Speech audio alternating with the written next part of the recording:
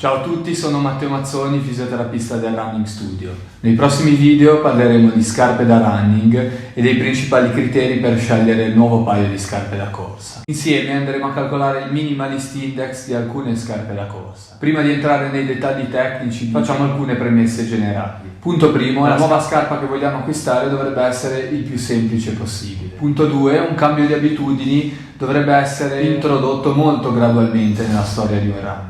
Punto 3, se l'obiettivo del runner è migliorare la propria performance, la nuova scarpa da scegliere deve essere il più leggera, il più minimal possibile. Altri criteri chiave da considerare sono i seguenti. L'età della persona, in quanto più giovane è il runner, più minimal dovrà essere la scelta della scarpa. Sicuramente bisognerà considerare il comfort individuale. Il paradigma del comfort è l'elemento principe da considerare nella scelta di una nuova scarpa. Non ci dovranno essere quindi punti di pressione nel piede del corridore. Bisognerà poi considerare la forma, la lunghezza e l'ampiezza del piede del runner. È importante tenere in considerazione anche le abitudini quotidiane e quindi le caratteristiche della scarpa che viene utilizzata abitualmente. L'esperienza del runner sarà un'altra componente fondamentale. Ultima ma non per importanza, la presenza di un infortunio, la sua localizzazione anatomica e il tempo di insorgenza del dolore. Come ci sono dei criteri base che vanno considerati nella scelta della nuova scarpa da corsa, ne esistono alcuni che vanno esclusi e quindi non vanno considerati. I seguenti criteri non influiscono e non devono influire sulla scelta della nuova scarpa da corsa. Peso della persona, del tipo di piede, intendendo le caratteristiche anatomiche, se è un piede pronato, se è un piede supinato, la tipologia di arco plantare. Queste caratteristiche strutturali, morfologiche del piede non devono essere un criterio di base per la scelta della nuova scarpa. Infine, i chilometri di corsa percorsi nel corso degli allenamenti dei runner. Vediamo ora perché abbiamo deciso di spiegarvi tutte queste cose. Sia in ottica di prevenzione degli infortuni, sia di miglioramento della performance, sarà importante fare una scelta intelligente della nuova scarpa da corsa.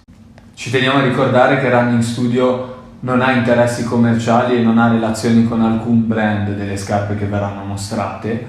Il nostro intento è soltanto quello di mostrare quali sono i criteri a livello scientifico per fare una scelta intelligente della nuova scarpa da corsa. Andremo a calcolare il minimalist index di varie scarpe da corsa. Ma intanto di cosa si tratta? Il minimalist index, come abbiamo già spiegato molte volte negli articoli sul nostro blog, che potete seguire su www.runningstudio.it, è una somma di varie misure fatte sulla scarpa da corsa. Nel 2015 è stato pubblicato l'articolo scientifico principale in cui vengono elencati i vari criteri per il calcolo del minimalist index. Quali sono?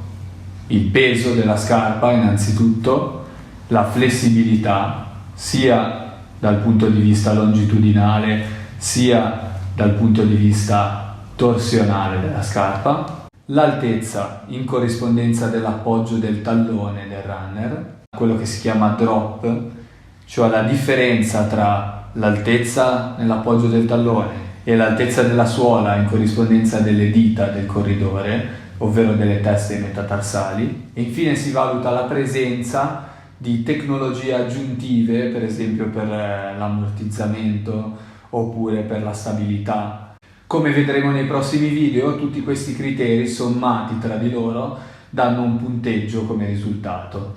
Questo risultato è il cosiddetto minimalist index. Questo è molto utile per shiftare da una tipologia di scarpa a un'altra, come dicevamo prima, per migliorare la performance del runner, piuttosto che per risolvere, per riabilitare un infortunio, oppure per prevenirne di nuovi. In questo caso è molto utile la scelta della scarpa in un runner che è all'inizio, che sta iniziando a correre. Grazie per l'attenzione e al prossimo video. Ricordate di seguirci sui social, sia sul profilo Instagram che sulla nostra pagina Facebook, e non dimenticate di consultare e approfondire sul nostro blog al sito web www.runningstudio.it. Ciao a tutti e al prossimo video.